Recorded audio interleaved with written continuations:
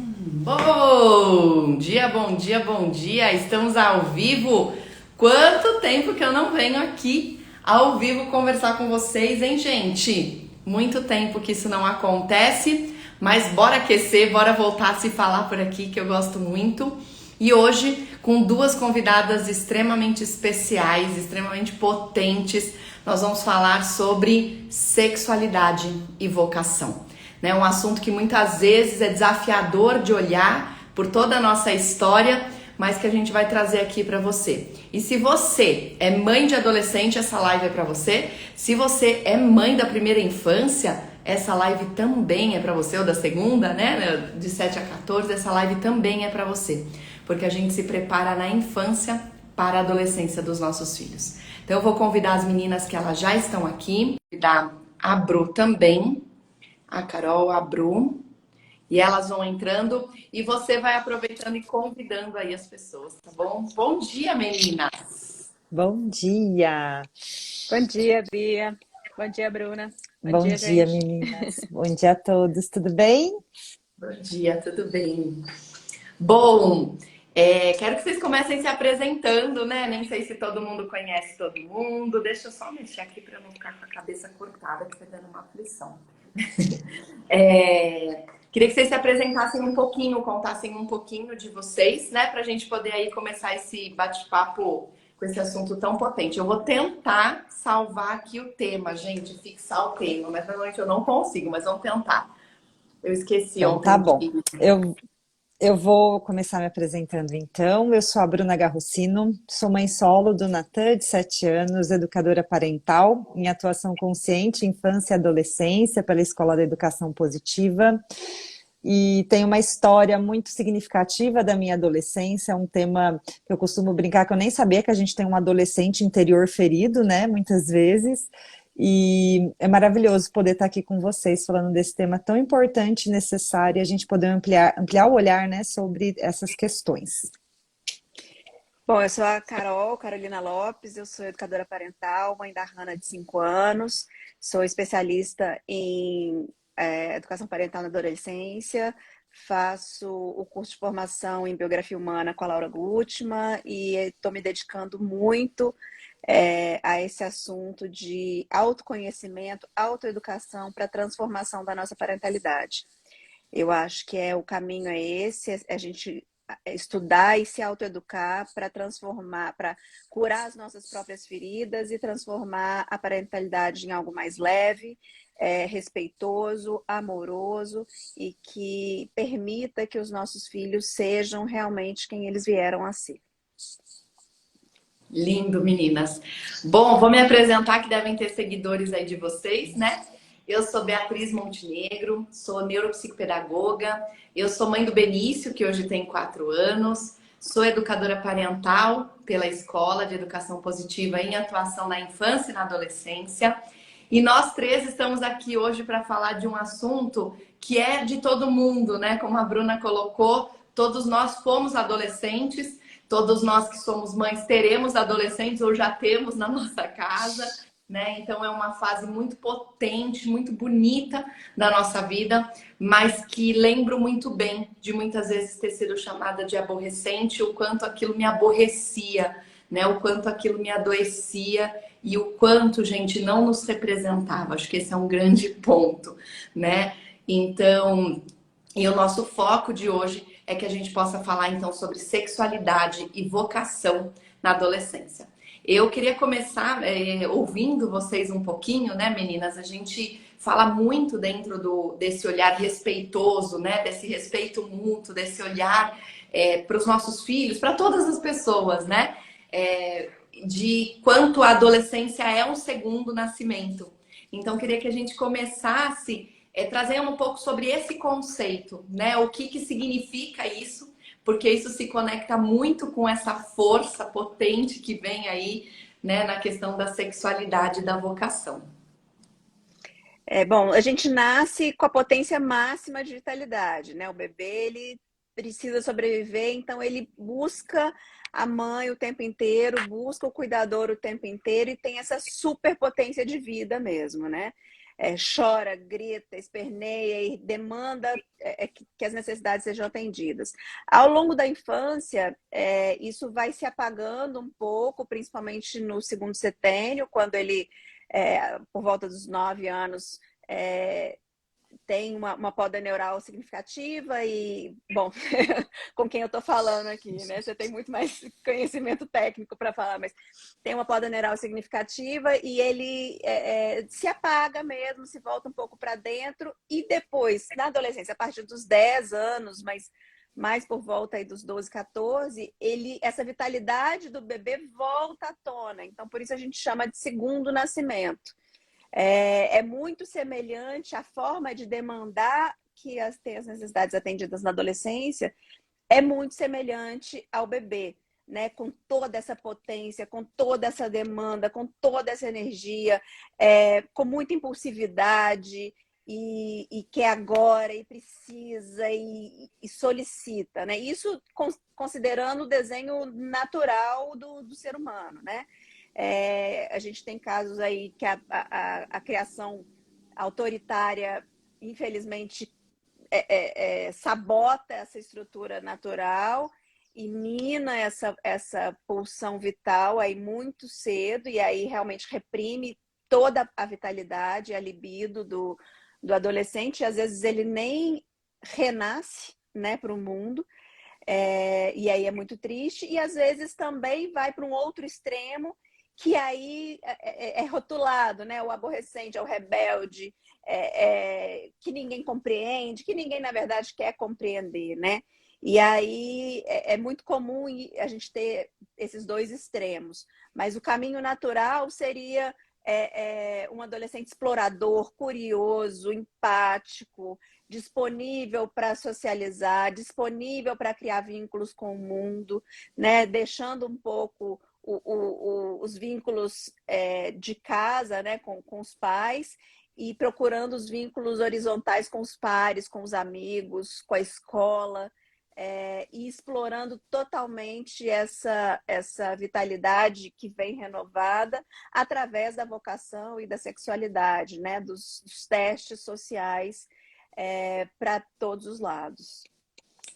E eu gostaria de falar, né, o quanto essa nossa educação tradicional, ela invisibiliza o adolescente, né, com esses termos tão pejorativos, e é uma grande dificuldade, né, da sociedade como um todo ver aquele ser grande, né, aquele homem grande, né, que passa da nossa altura, que passa por uma série de transformações e o luto propriamente dito, né, daquela criança que morre, daquele corpinho franzino, a voz que muda. E a gente adulto olha para aquele indivíduo acreditando que ele é um adulto formado, que ele tem todas as suas capacidades cognitivas e formação cerebral já concluída, e a gente tende a violentar de uma forma muito maior até esses adolescentes por uma expectativa irreal, né, de acordo com o desenvolvimento, né? O quanto a gente espera que ele corresponda a expectativas que ele não tem a capacidade de ter, seja pelo ambiente no qual ele foi inserido, seja da história de vida desse adolescente que foi uma criança e foi tão invisibilizado, tão soterrado dentro dele mesmo, né? E ele não ter a capacidade de mostrar quem ele veio ao mundo, né? Que é onde ele vai se explorar com essa força vital, com essa bomba de vida através da vocação e da sexualidade. E a gente vai vendo esses adolescentes se perdendo, né, dentro de si, mais uma vez, sofrendo muito um apagamento, justamente por não acharem um espaço para mostrarem toda a sua força de vida que vem novamente à tona, né, meninas? Sim, perfeito. E eu escuto muito, né? Eu atendo adolescentes no consultório e eu escuto muito as famílias falando assim, não, sabe, porque quando era criança ele aceitava. Agora não aceita nada, Bia. Você vai ver quando o seu virar adolescente, né? Não, porque agora é tudo muito fácil, mas depois... Não, você precisa ver, né? E o quanto, né, gente, eu brinco sempre, né, que a fase da adolescência, os nossos filhos nos colocam na estante, né? E aí a gente vai assistir um pouco agora, né? A gente vai sentar para assistir, né? A gente não tá, eles já não nos convidam tanto a participar, apesar de alguns adolescentes ainda fazerem muito esse movimento de busca. Eu percebo isso, eles falam, né? Queria poder falar para minha mãe, queria poder contar disso, queria poder contar que eu beijei, queria, né? Então, assim, tem um movimento, mas eu brinco, é um movimento na estante. Não é você quem diz, é ele quem te chama e fala, vem cá, desce da estante, vem participar aqui comigo da cena, né?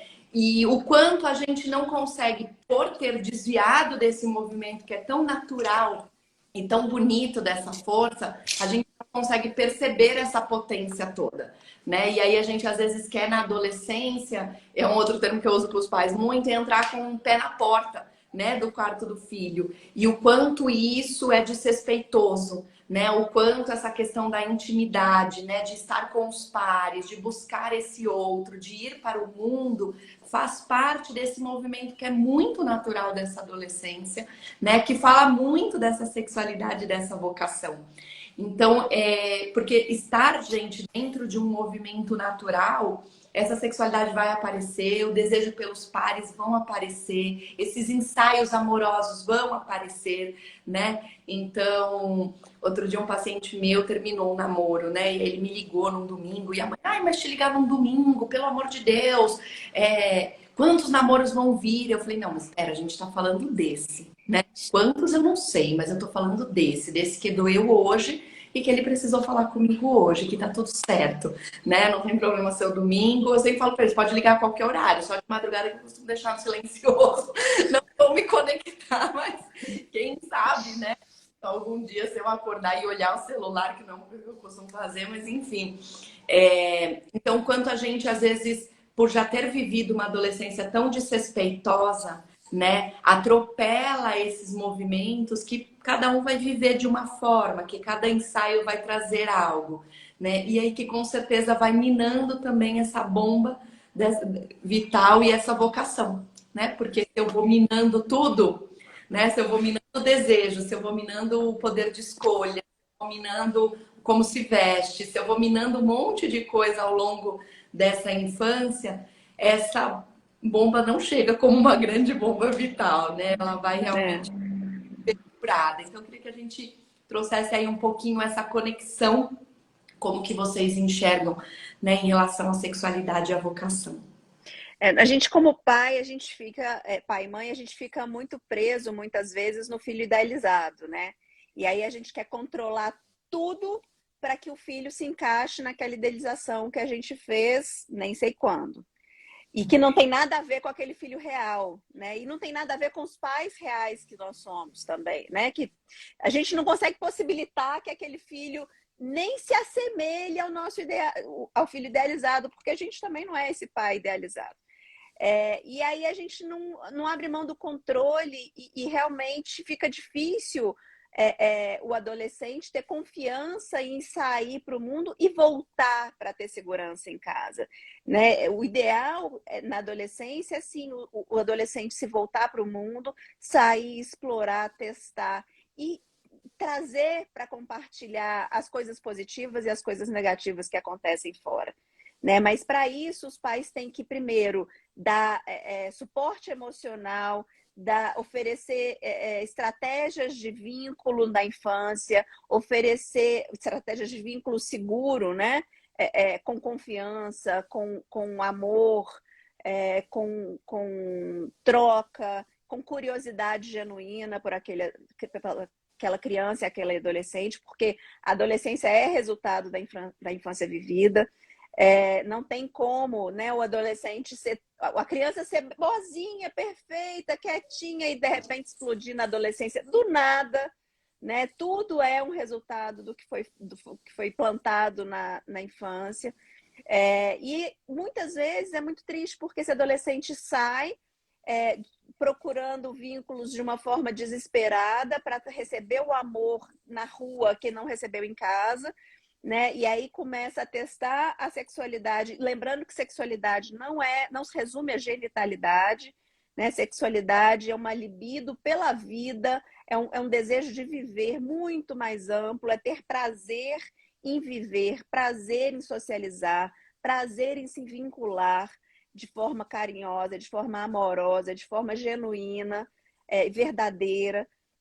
Isso tudo é sexualidade, né? É toque, é abraço, é amizade. Isso tudo tem a ver com a sexualidade, com a libido. Isso tudo vem na propulsão vital. Genitalidade é só uma partezinha que realmente vem na adolescência também, e é natural que venha, e é natural que exista essa experimentação. Mas é uma parte muito pequena, mas às vezes se torna quase tudo, porque o adolescente vem desesperado, tentando ensaios amorosos para preencher esse vazio emocional de amor que ficou, e se perde e não tem para quem voltar, porque não pode contar em casa, porque não confia, porque acha que vai ser punido, ou porque sabe que os pais não estão olhando para ele e não estão nem aí. Né? Ele está abandonado à própria sorte, numa idade que ele não tem, ele ainda é condição de ficar sozinho. Ele não tem autonomia suficiente para isso. Ele ainda precisa de corregulação. O cérebro dele ainda está em desenvolvimento.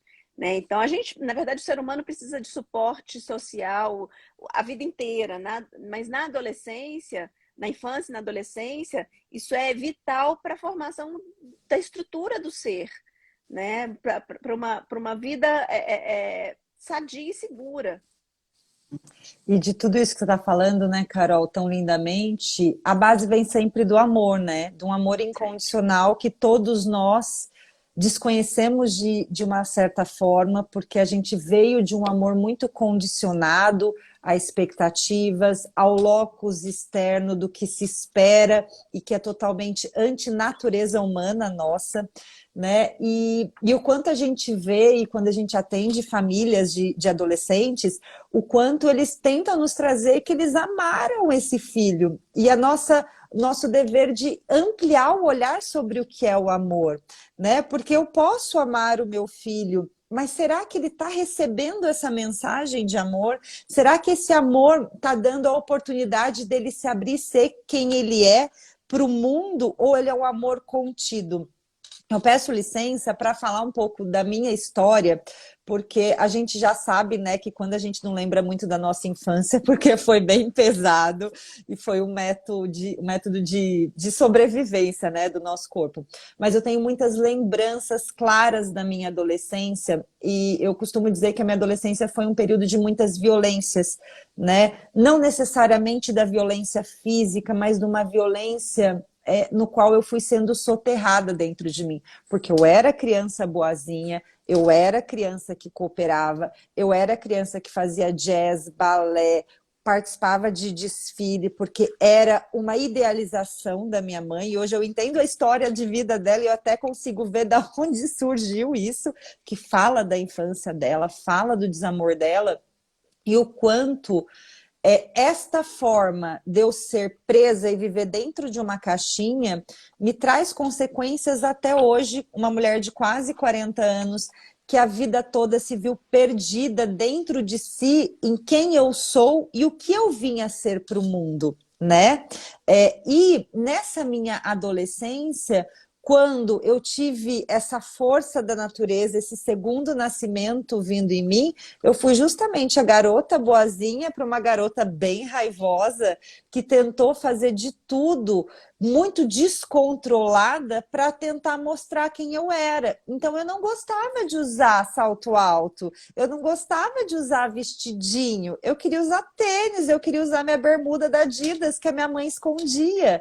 E a minha mãe, na dor dela e na dificuldade dela daquele amor condicionado, ela me prendia mais. Então, ela achava que eu estava gorda, eu só podia sair se eu emagrecesse 1 quilo por semana, e eu precisava ficar toda sexta-feira subindo na balança para ver se o meu empenho em comer menos me faria perder gramas e quilos para eu poder sair. Para eu poder sair e me relacionar com os meus pares, porque como dentro de casa não havia esse espaço para eu ser quem eu era, eu só podia sair se eu usasse as roupas que ela determinava. E o que isso foi fazendo dentro da minha vida? Foi me adoecendo. Seja por ir em busca de amores vinculares para tentar ter o pouco ou quase nada do que eu tive, e entrei em vários relacionamentos muito tóxicos por conta disso, né? E uma vida toda perdida dentro de si, vivendo num piloto automático, porque nunca me foi permitido sair para o mundo e ser quem eu era, né? Então, o nosso intuito aqui, eu acho que é ampliar esse olhar para os pais, da gente repensar verdadeiramente o nosso amor, porque não basta eu dar o amor e nomear, eu te amo, filho. Será que o que eu estou dando de amor está chegando para ele? Né? Será que essa minha idealização está fazendo o quê com esse jovem, com esse indivíduo, né, meninas? E Perfeito. mais, né, Bruna? Eu nomeio isso de amor, mas será que isso realmente é amor? Porque provavelmente esses pais também, né, os nossos pais nunca foram amados verdadeiramente, apesar de nomearem de amor, mas eu duvido que eles tenham, né? Que as famílias tenham um repertório para isso. E, na verdade, a maior parte das pessoas só se sente verdadeiramente amado, só entende verdadeiramente o que é amor. Quando o nenenzinho nasce ali, a gente olha no olho do neném e vê aquele olhar de adoração para a gente. E é provavelmente o primeiro momento da vida em que a gente se sente verdadeiramente amado. Eu acho que quem é mãe entende exatamente o que eu estou falando, né? Quando o neném vem para o colo da gente, seja uma mãe após o parto ou uma mãe de adoção, mas quando aquele bebê vem para a primeira vez para o colo e olha para a gente com aquele olhar de você é tudo para mim, você é minha vida, a gente se sente muito preenchido. Isso é amor, né? Esse sentimento é amor. Muitas outras coisas que a gente sente no meio de amor não são, né? Era medo, era raiva, era abandono, era abuso, era violência. E a gente precisa começar a olhar para essa vivência que a gente teve na nossa vida de uma forma muito realista para impedir que a gente continue violentando os nossos filhos, né? Impedir que a gente repasse para ele os traumas que a gente vivenciou. Provavelmente a gente vai passar outros, infelizmente, né? A gente vem cheio de traumas e é quase inevitável, mas ter essa autorresponsabilidade e essa sinceridade de olhar para a realidade vivida e para o que a gente pode fazer pelos nossos filhos, que é amá-los incondicionalmente, aceitá-los da forma que eles são, abrir as margens para que eles exerçam a vocação deles, né? A gente falou um pouquinho de sexualidade, mas a gente não falou muito ainda de vocação, o que seria essa vocação, né? Se vocês quiserem falar um pouco desse conceito de vocação, né? Que não é necessariamente a profissão, né, Bia?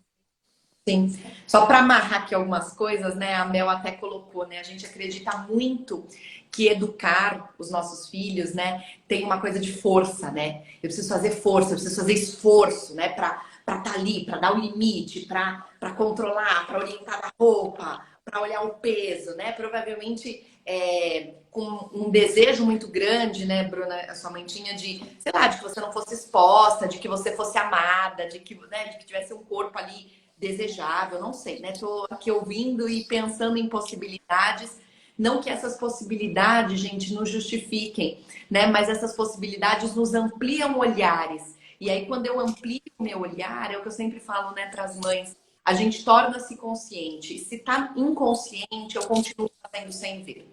Né? A hora que eu trago para uma consciência, eu tenho uma possibilidade de uma conscientização, que é tornar a consciência com a ação, né? Então, aí de verdade, de fazer algo novo. Porque se nem consciente está, eu vou replicando essas violências e eu vou acreditando mesmo que a adolescência é difícil mesmo e que esse moleque é incontrolável mesmo, né? Que essa menina não tem jeito. E esses olhares todos vão contando pra gente, né? Desse nosso desejo que a Carol falou até no início da fala dela, de controle, e o quanto o controle, gente, está num lugar de uma necessidade nossa de previsibilidade, né? Porque se eu sei com que roupa sai, se eu sei com que horas volta, se eu sei com todo mundo que encontra, se eu sei todo mundo que beija, se eu sei todo mundo, se eu sei tudo que gosta, né? Eu tô muito nesse lugar que eu preciso de previsibilidade porque me faltou previsibilidade, então eu quero agora exercer através disso. né? E aí a Mel até colocou, né, da importância de confiarmos nos nossos filhos. E eu sempre falo para as famílias, né, confiar é fiar com alguém, né? Então eu fio com as meninas, a gente fia juntas, mesmo que a gente não estivesse juntas, a gente confia nisso, né? Então quando eu confio no meu filho, eu fio com ele.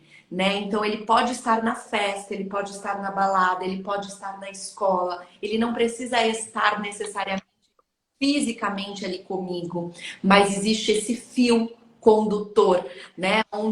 E aí eu falo para as mães, o desespero é que a gente sabe a infância que esses adolescentes tiveram, né? Então a gente sabe que essa criança boazinha foi muitas vezes reprimida, foi muitas vezes na busca de amor que ela atendeu a essas expectativas nossas, né? Então foi na expectativa de, nossa, se eu for boazinha, eu serei amada.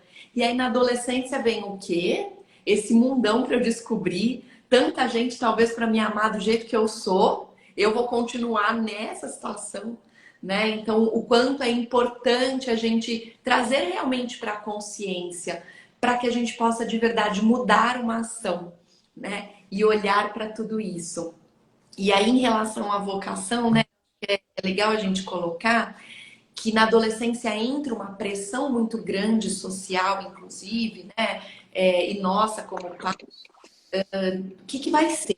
Né? O que que vai ser da vida? Né? Eu escuto muito meus pais, meus adolescentes falarem assim, não, Bia, mas o que que ele vai ser desse jeito? Não, desse jeito não vai ser ninguém na vida, né? E eu sempre falo para eles, volta na sua adolescência, lembra dos seus amigos de colégio, todo mundo, né, fez uma profissão, não mudou de profissão depois, todo mundo hoje é bem sucedido, né? Eu tenho amigas que eu jurava que seriam profissionais assim, de ponta e que de repente fizeram outras escolhas e que estão super felizes. E eu tenho colegas que estão super infelizes na profissão. Tipo, gente, que ideia é essa de linha retilínea que a gente tem, né, da educação patriarcal, de faço aqui, tem um resultado a colar, né? O quanto a vida é cíclica, o quanto a gente faz coisas diferentes e o quanto a vocação vem no sentido da força de eu ser quem eu sou.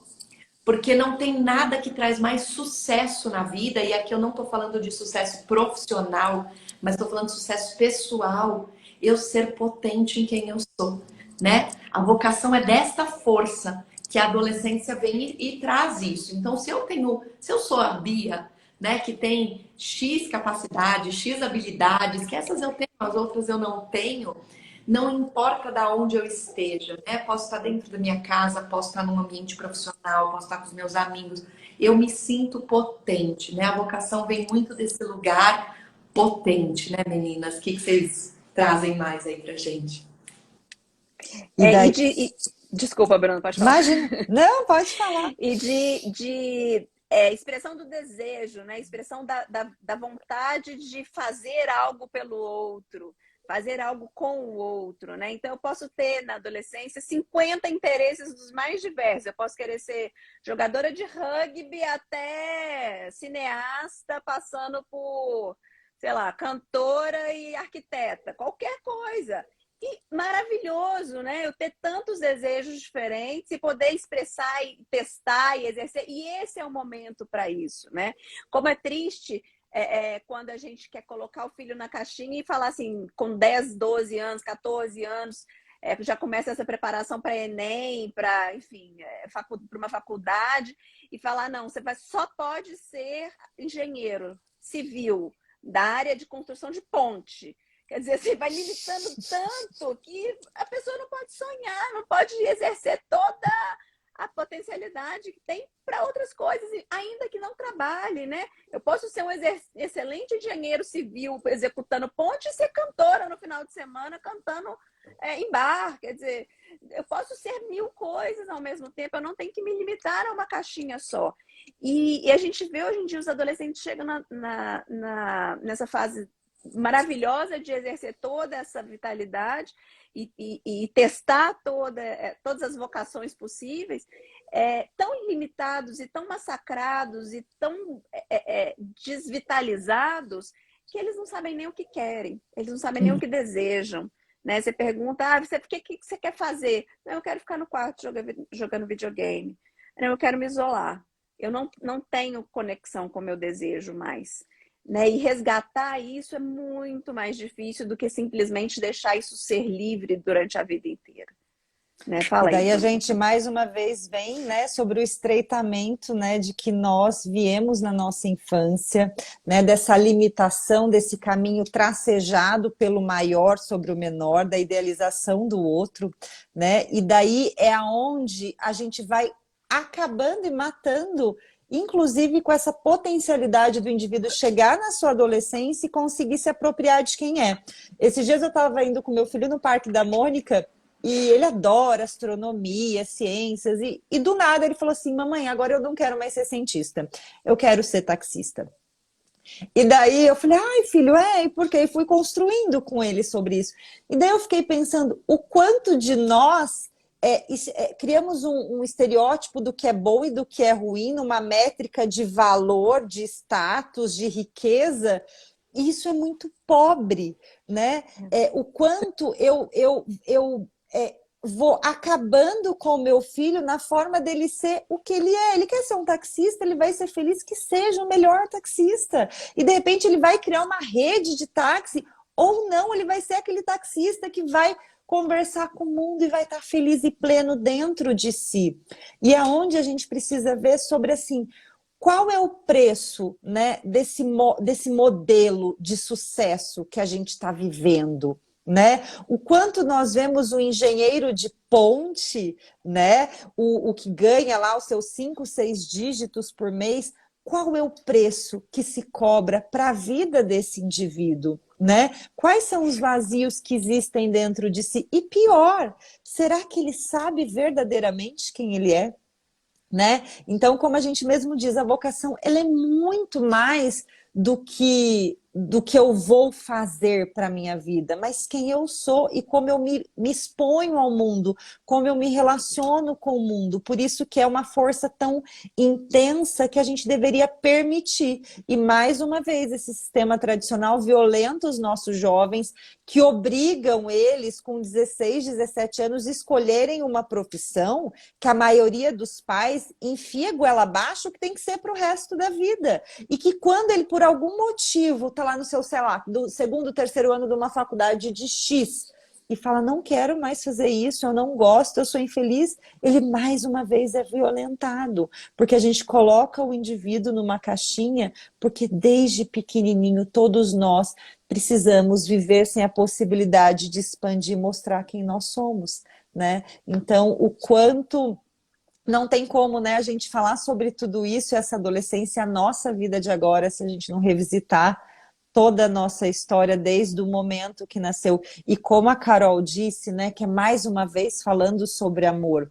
A gente experimenta o amor incondicional quando os nossos filhos nascem, porque é um olhar deles para nós, não um olhar nosso para eles. Porque o nosso amor incondicional é naquele primeiro momento, mas daí quando meu filho chora e não me deixa dormir, daí eu começo a mudar esse meu olhar de amor. E o convite, né, a Carol que faz a biografia humana, que se delicia de toda a teoria da Laura Gutman, é a gente entender o quanto nós precisamos reaprender sobre a vida e sobre a nossa natureza humana com os nossos filhos. Porque um bebê, uma criança pequena, ele ama o ser, independente de cor, de status social, se eu tô limpa, se eu tô suja, se eu tô cheirosa, nada, ele simplesmente ama. E é esse o caminho e o movimento que a gente precisa trazer para a nossa consciência, para a gente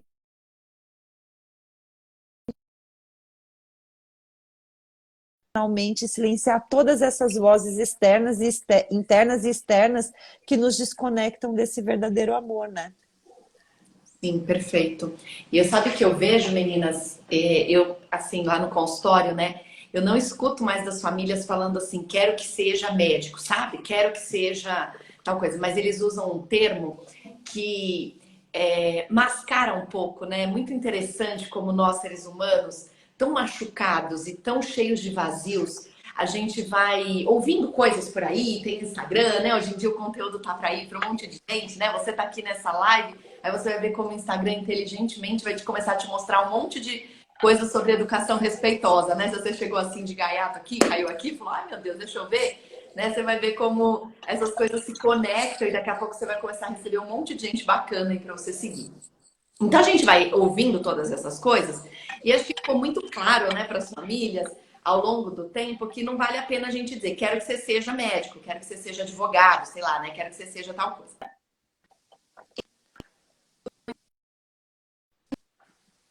E aí desse alguém na vida pressupõe algumas profissões de sucesso, né? Então o quanto a gente fica nesse lugar e a gente vai mascarando às vezes num olhar que aparentemente é respeitoso, né?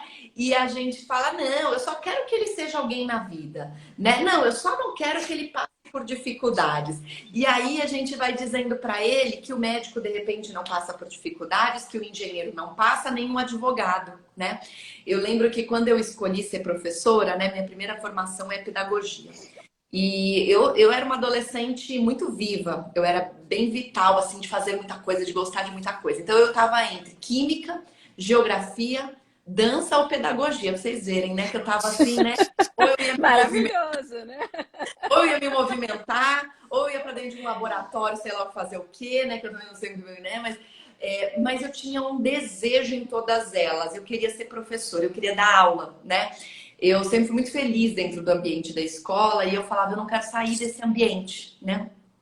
É claro que vivi violências, mas não sei, algo me falava daquele ambiente, realmente eu gosto muito, né? E aí eu resolvi fazer pedagogia, né? Só que meus pais acompanharam isso. Eu prestei dança na Unicamp, né? Eu prestei em faculdades diferentes essas 4 possibilidades e passei em pedagogia e falei, não, eu vou fazer mesmo pedagogia, é o que eu quero fazer, né? E aí vem muitas vezes esse peso. E meu pai falou, nossa, mas você é tão inteligente do jeito que é, vai ser professora? Né? E aí até hoje, meu pai não tá aqui hoje, mas meu pai hoje ele fala, nossa, eu super te admiro porque você bancou.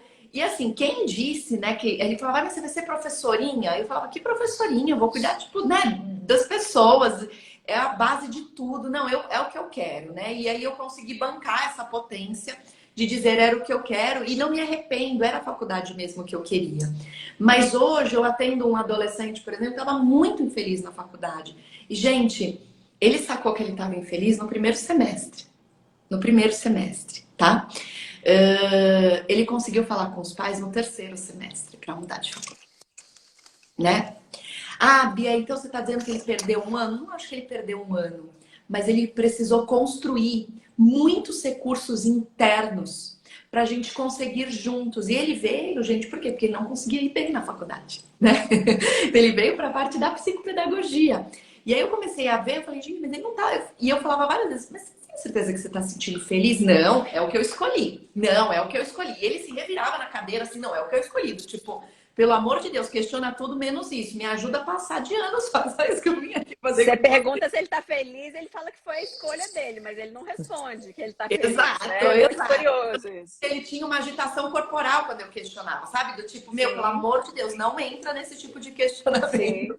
Não diz que você tá vendo o que eu tô sentindo, né? Quanto? E quando ele conseguiu, gente, trazer isso, e claro, eu precisei conversar com essa família, né? E dizer pra ele, gente, ele não perdeu esse 1 ano e meio de faculdade. Foi 1 ano e meio onde ele construiu outras coisas, né? O quanto ele é potente, não é porque ele está fazendo essa mudança que ele perde potência.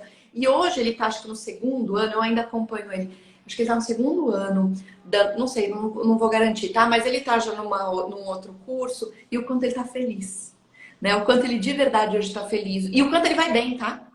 Ele tá feliz e ele vai bem, né? Ele tira notonas, assim, sabe?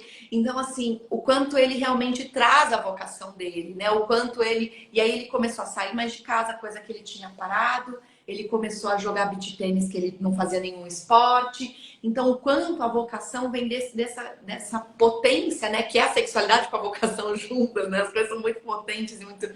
interconectadas. Do quanto a gente vai minando e a gente vai perdendo, né? Porque aí a gente para de querer sair e aí começa aquela coisa de ficar realmente num ambiente muito restrito, que é muitas vezes o quarto, né? Então esse adolescente vai se restringindo e vai se apagando, apagando, apagando, apagando. E o que ele quer? Qualquer coisa. O que você vai fazer? Não, qualquer coisa, né? Então, quando a Escolhe por gente... mim, né? É quase isso, assim, escolhe por mim, porque eu me submeto a tudo. Exato. Né? Muito Então, triste. é muito triste e é muito potente a gente poder olhar para isso e poder resgatar com os nossos filhos. Né? Sim, Quem é... entender que a gente tem essa capacidade, né, Bia, de Exato. fazer esse resgate deles na adolescência. E Sim. pensar assim, né? Qual é a nossa intenção verdadeiramente, né? Como pais, né? Como educadores, né? Quem realmente importa, sabe? Importa o aplauso do vizinho que, sei lá, né? Ou importa a realização, a satisfação, né? A Bia que trabalha com educação aí, deve ver o quanto esses jovens são violentados acima de tudo para cumprir essa expectativa. Porque, mais uma vez, é tudo restrito, é um controle. E como que ele pode sair e ver quem ele é? Porque não é permitido. Porque é um senso de inadequação. E a gente vê essa epidemia que a gente vive, né, nos tempos atuais, que se fala muito pouco do quanto os nossos jovens estão adoecidos, o quanto os nossos jovens estão se autodestruindo, porque a dor do mundo é tão grande, a dor de existir, de ser quem é tanta vida, né, dentro de si, mas não se permite sair para o mundo, né? Então, assim, ah, meu Deus, mas o meu filho está indo ruim na escola.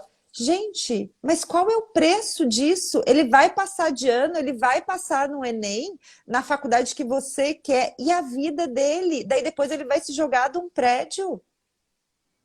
A Mel estava falando no domingo, naquela live de educação de escola que elas fizeram, que foi linda, sobre um atendimento, né, de uma família que a adolescente já tinha tentado suicídio 3 vezes. E a reclamação da mãe, a questão que a mãe trazia para o atendimento é: minha filha está indo mal na escola. Ela não tem interesse pela escola. E a Mel falou: meu amor, ela não tem interesse pela vida. Vamos resgatar essa vida, esse interesse pela vida primeiro. Não interessa a escola. Né? Ela não precisa de escola para viver. Ela precisa de ter interesse em viver. Se ela resgatar o interesse em viver, depois a gente pensa em interesse na escola, em interesse em qualquer outra questão para além da vida, né? Mas primeiro ela tem que ter interesse em continuar respirando todos os dias. E isso é muito triste, né? Essa desconexão, essa falta de olhar dos pais, de priorização da saúde mental dos filhos e, de fato, um olhar amoroso, né, para o que se passa na vida desses adolescentes. E é uma realidade tão rotineira, né, infelizmente. Sim, Carol. E você sabe, Carol, que eu sempre falo para os pais e meus pacientes, porque meus pacientes aparecem não indo bem na escola, né, gente? Eu recebo normalmente essas crianças, né, que não estão indo bem, que não estão aprendendo, ou que são muito agitadas, que a escola não, né, que não param, enfim, é desse lugar, né, que eu venho. E eu sempre falo para eles, esse lugar é uma parte, mas ela não é a mais importante. Bia, mas é o seu trabalho. Não, é o meu trabalho. Eu continuo acreditando muito na aprendizagem, eu acredito muito em tudo isso que eu faço. Eu não tô aqui não dizendo que não é importante o que eu faço, mas isso não é o mais importante. O mais importante é a relação de vocês, né? Eu sempre falei isso desde que eu me tornei professora nas reuniões de pais. Eu falava para as famílias, né? Não é a lição de casa o mais importante. Né? Ela é importante, mas ela não é a mais importante, né? Até porque há 10, 12 anos atrás, quando eu dava aula ainda, a gente ainda não se tinha tantos estudos comprovando que as lições de casa não eram nem necessárias, né? Mas eu sempre falava para as famílias, não, deu problema fazer lição de casa, manda sem fazer, tá tudo certo. Não vai ficar aqui sem recreio, entende? Eu me viro com a criança aqui, a gente dá outro jeito, a gente sacode de outra forma, né? Quantas crianças eu tirei capa de prova, tirei questão que valia ponto. Não, a criança ficar com medo, não, vamos fazer só uma coisa aqui, fique em paz, eu considero, né? O quanto a gente precisa olhar para além do ser humano, né? Então, claro que a aprendizagem é importante, eu falo isso para vocês, né? Eu, uma pessoa que trabalha com isso, né? Mas o quanto a gente não pode se perder nisso, entendem? Não é a aprendizagem que me garante nada, né? Não é a aprendizagem que me garante um sucesso. E o quanto esses vazios vão se tornando para os nossos adolescentes, gente, uma certeza, né? Só se eu tiver um namorado, só se eu tiver relações sexuais, então só se eu tiver isso, só se eu sentir lá fora que alguém me deseja, né? Que de verdade eu me sinto viva. E aí é um outro grande equívoco, né? Porque muitas vezes a gente acredita que isso é adolescência, né? Não é. E isso, na verdade, é uma distorção. Isso, na verdade, é uma busca por amor, né? Isso é uma busca por aceitação. Onde vão me aceitar como eu sou?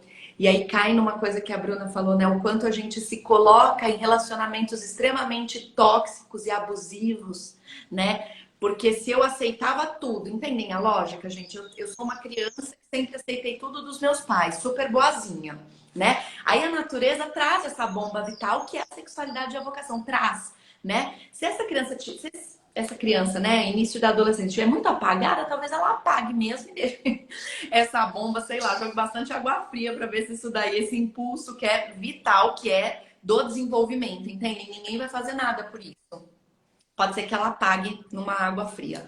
Mas outras vão trazer de uma forma extremamente distorcida. E aí a gente fica imaginando que essa distorção é a adolescência. E dentro de toda essa distorção nossa, a gente acha então que a gente tem que controlar, né? Então, outro dia a mãe de um paciente falou: "Não, Bia, mas ele tão bonito e a menina tão, não me lembro o nome que ela usou assim, ativo, sabe?" Aí eu falei pra ela, né? Ela falou: "Não, porque imagina eu ficar com aquela menina, tudo." Eu falei: "Mas quem fica? Você? Quem tá ficando com a beijo? Me conta, pera lá. Vocês estão fazendo um relacionamento aberto? Gente, como é que a gente pode imaginar, né, que a gente tem poder e controle sobre quem o outro decide estar, né?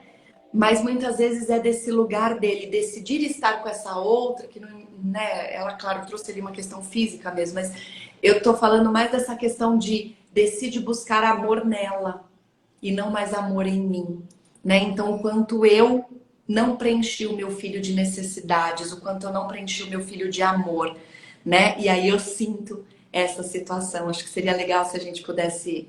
Sei que a gente está próximo do fim, e isso aqui dá live para terça-feira o dia todo, hein, gente?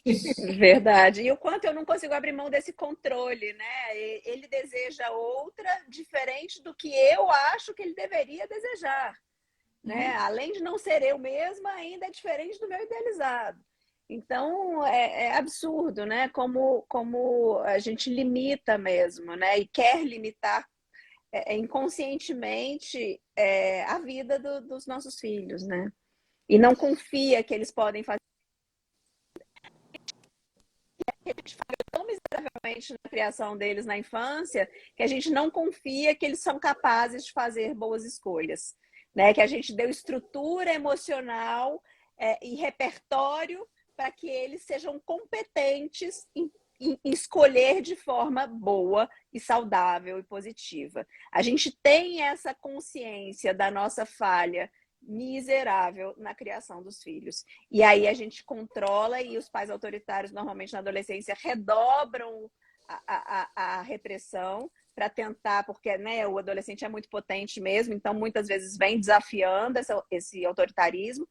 E aí vem um massacre, e muitas vezes o adolescente implode, e aí a violência toda volta contra ele mesmo, e né, vai para a automutilação, vai para a ideação suicida, vai para dentro do quarto e se desconecta do mundo, ou explode, sai de casa e não volta nunca mais, né? Só volta para dormir, só volta para pegar dinheiro e não quer mais saber dos pais para nada, né? Corta relações mesmo sem conseguir ainda ter a independência para isso, né? Mas de fato emocionalmente se desvincula e entende toda essa falta e aí vai para as pontes falsas, né? Vai para genitalidade desesperada, se vinculando de forma desesperada com qualquer um a qualquer custo, se submetendo a relações muito doentes, e também nas relações de amizade, pertencendo a grupos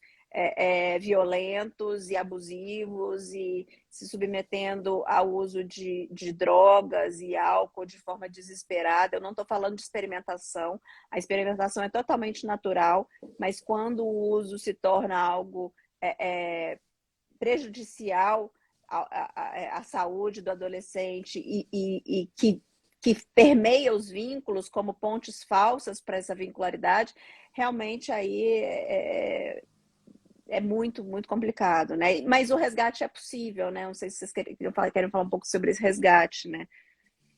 Acho que é legal a gente trazer um pouco disso, né? E pensar assim, né, gente? O que vai oportunizar para que o meu filho cresça e seja um indivíduo seguro, bem-sucedido, numa abundância muito maior, né, do que sucessos e status, e o que vai nos dar uma sensação de uma segurança maior, justamente para essa experimentação da vida que faz parte, é natural, né? É justamente eu poder habitar dentro do meu filho de uma forma amorosa e compassiva, né? A gente que trabalha com isso, a gente sempre fala, construa uma relação para que o seu filho venha até você quando ele passar por situações de testes, de desafios, de medos, de desamparo, né? E é justamente nessa oportunidade de se relacionar e se colocar vulnerável, né? A gente sempre fala muito assim, o poder da gente admitir que a gente errou, né? E daí é onde a gente já vai começando a construir essa relação de tentar recuperar uma vida perdida, né? Ainda há tempo, demanda muito mais, né, meninas? É muito mais difícil eu recuperar um relacionamento com um adolescente do que com uma criança pequena, né? Mas é possível, mas vai depender muito desse meu momento humilde, genuíno, de me colocar na altura dele ou às vezes até abaixo dele e pedir perdão. E começar a olhar para ele como um ser que veio confiante de que as suas necessidades seriam atendidas de uma forma assertiva e amorosa. E como a gente não fez isso, ninguém, né, na verdade, conseguiu fazer verdadeiramente que a gente tenha a humildade de olhar para eles e pedir desculpa e começar a partir de agora tentar criar uma história diferente. E para isso eu vou precisar cuidar de mim, ter autoconhecimento, buscar ajudas terapêuticas com educadores parentais, com psicólogos, para eu me empoderar desse movimento de mudança, né? E que eu verdadeiramente esteja disponível para ver quem realmente importa, né? Importa o quê? Importa a vida, importa o relacionamento. Porque se eu moro dentro dele, ele vai sair para o mundo, mas eu vou estar lá. E eu vou ser uma margem segura para ele falar, opa, esse mar tá meio revolto, deixa eu vir um pouquinho mais perto aqui da onde dá pé para eu estar bem e seguro, né? E muitos pais falam, mas meu filho adolescente não quer mais falar comigo, ele não quer ficar perto. E é o que você falou, né? A gente tem que ter humildade e começar a se interessar verdadeiramente por aquela pessoa, né? Conhecer as músicas que ele gosta, chamar para fazer programas que ele gosta, aprender a jogar os videogames que ele joga, criar assunto, né, para conversar, criar intimidade. Está aberto, de fato, para se interessar pelos interesses do seu filho, conhecer, né, os interesses dele e realmente respeitar quem ele é e amar quem ele é, né? Não tentar mudar e fazer com que ele goste dos seus programas ou criticar os gostos dele. Né? E sim se inserir e atender todos os desejos disfarçados, todas as vontades, por mais absurdas que pareçam, até conseguir uma portinha de acesso de volta aí para morar dentro do filho e para entregar tudo que ele precisa e atender todas as necessidades dele. Né? É um processo que muitas vezes vai ser longo, vai ser difícil, vai ter rejeição por parte do adolescente, mas que é de responsabilidade dos pais assumir esse papel de protagonista na parentalidade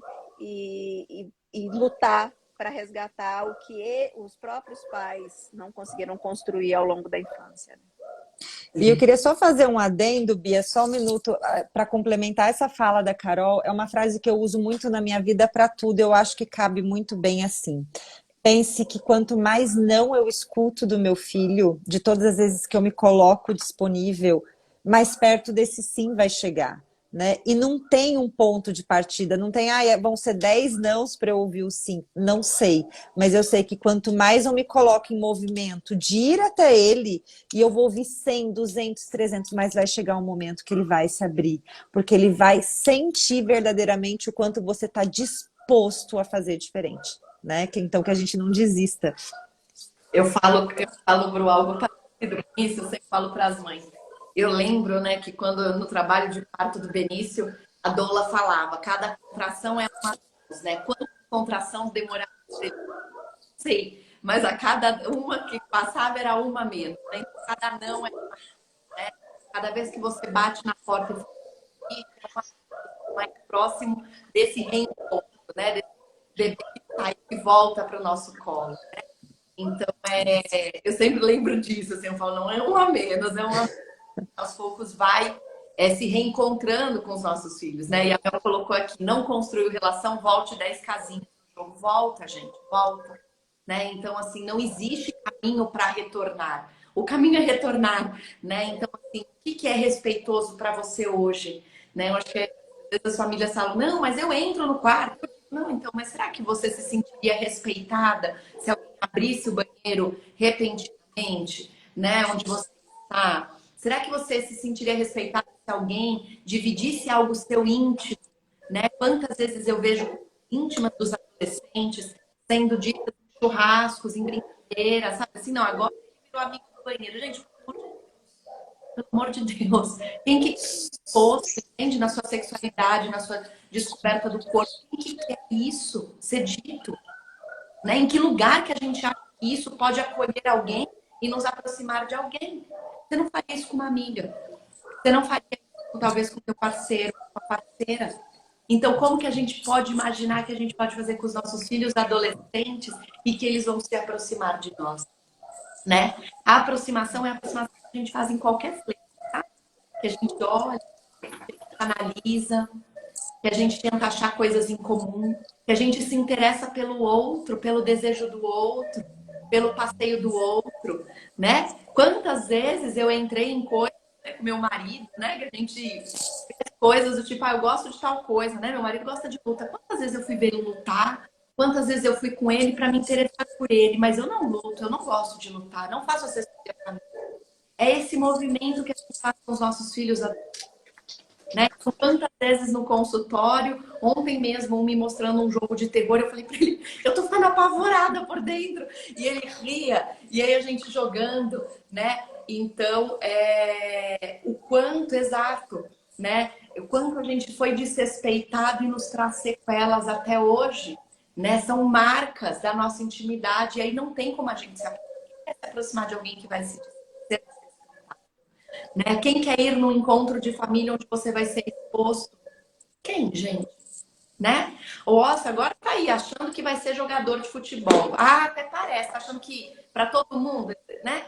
Gente, onde que a gente nutre sonhos, né? E aí depois quando agora não quer nada da vida, qualquer coisa tá bom, mas claro.